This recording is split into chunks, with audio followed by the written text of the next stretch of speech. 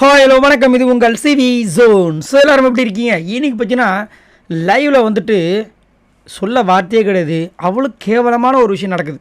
இதை நம்ம தொடர்ந்து இந்த சீசன் 7 பார்த்துக்கிட்டே இருக்கோம். ஒன்லி பார்த்துக்கிட்டு மட்டும்தான் இருக்க முடியுது. இவரை வெளியே அனுப்பணும்னு சொல்லிட்டு நம்மளும் ஓட்டை கம்மி பண்ணி மற்றவங்களுக்குலாம் ஓட்டு போட்டாலும் விஜய் டிவியும் கமலஹாசன் அவர்களும் சேர்ந்து இவரை காப்பாற்றி இப்போ இவ்வளோ பெரிய அக்கிரமம் நடக்கிற விஷயங்களை நம்ம பார்க்குற அளவுக்கு கொண்டு வந்துட்டாங்களே அப்படின்னு தான் கடுப்பாக இருக்குது. இதை பார்க்கும்போது நம்மளுக்கு அப்போது ஐஷுக்கிட்ட பண்ண அதே விஷயங்களை இப்போ பூர்ணிமா கிட்ட பண்ணுறாரு. அப்போது நான் வந்துட்டு ஐஷுவை வந்துட்டு ரொம்ப அப்படி இப்படி லவ் பண்ணுறேன், அப்படி இப்போ லவ் பண்ணுறேன்னு சொன்னேன். அதே வாயி அதே கை, அதாவது ஐஷு கூந்தலை அப்படி கோதி விட்டாப்புல, கையை உள்ளே விட்டு நோண்டி எடுத்தாப்புல தலையில். இப்போ அதே விஷயங்களை இப்போ பூர்ணிமா படுக்க வச்சு பக்கத்தில் உட்காந்து தலைக்குள்ளே கையை விட்டு நோண்டிக்கிட்டு இருக்காப்புல. என்னையா நடக்குது? ஒரு சீசன்லாம் கிட்டத்தட்ட ஒரு இப்போ வரைக்கும் 80 நாள். இந்த ஒரு 80 நாளே உன்னால் ஒரு பொண்ணு கூட ஒழுங்காக லவ் பண்ண முடியல. அந்த பொண்ணு போனோடனே அடுத்த பொண்ணு பின்னாடி சுற்றுற நீ எல்லாம் எப்படி ஒரு நல்ல ஒரு ஒழுங்கான பையனாக இருக்க முடியுன்றது தான் என்னோடய கேள்வி.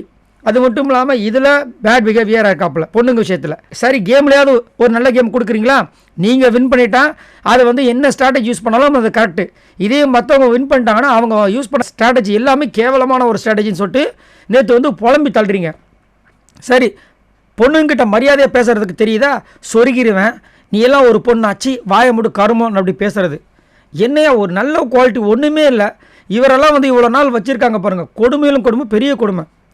ஹவுஸ் பின்னாடி சுற்றிக்கிட்டு பார்க்குறதுக்கு அவ்வளோ பச்சையாக வந்துட்டு நாங்கள் லவ் பண்ணுற மாதிரி பண்ணி இப்போ இதே வீடியோவை இப்போ ஆயுஷு பார்க்கும்போது அந்த பொண்ணுக்கு எப்படி இருக்கும்?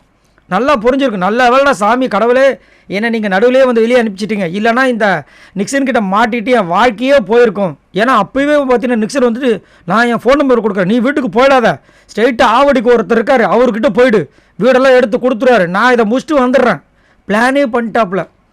ஏன் உங்களை மாதிரி ஒன்றுமில்லாத ஆள் நினச்சிட்டு இருக்கீங்களா? அவங்க ஆல்ரெடி ஒருத்தரை தத்தெடுத்து அவரே வந்து பயங்கரமான ஃபேமஸான ஒரு ஆள். அவர் நம்ம பிக் பாஸ் சீசனில் வந்த அமீர், அவ்வளோ பெரிய பணக்காரங்க. இவர் வந்து வீடு எடுத்து கொடுக்குறாங்க, ஆயுஷ் அங்கே போய் உட்காந்துப்பாங்க. எப்படி பாருங்கள், அதாவது ஒருத்தங்க வந்து மாட்டினாங்கன்னா ஒரு சில பேர் இப்போயும் பார்த்தீங்கன்னா இந்த மாதிரிலாம் பண்ணிகிட்டு இருக்காங்க. நல்ல ஒரு பணக்கார பொண்ணு மாட்டிட்டாங்கன்னா கொஞ்சம் அழகாக மாட்டிட்டாங்க, அவ்வளோதான், அதை வச்சு வாழ்க்கையில் செட்டில் ஆகிடுன்னு சொல்லிட்டு ரொம்ப கேவலமாக பண்ணுறாங்க. இதெல்லாம் நிலைக்குமா? நிலைக்கவே நிலைக்காது. அதனால தான் பாருங்கள் ஐஷு போனால் அடுத்த நிமிஷமே பூர்ணிமா கிட்ட ப்ராக்கெட்டை போட்டு இப்போ வந்து தலையில் கையை விட்டு நோண்டிக்கிட்டு இருக்காப்புல. என்னத்தை சொல்கிறது? ஸோ நீங்கள் சொல்லுங்கள், இந்த நிக்சனோட கேரக்டர் இவ்வளோ மட்டமாக இருக்குது. ஒரு 10-15 நாள்லேயே ஆளை மாற்றிக்கிட்டே இருக்காப்புல. ஆனால் இதில் என்ன ஒரு கொடுமைனா பூர்ணிமா ஐஷு கூட நிக்சன் பழகின விஷயங்கள் எல்லாத்தையும் பார்த்தாங்க. பூர்ணிமா அதுக்கு மேலே ஒன்றும் சொல்கிறதுக்கு இல்லை. சரி, உங்களோட கருத்துக்களை சொல்லுங்கள். பாய் நண்பர்களே.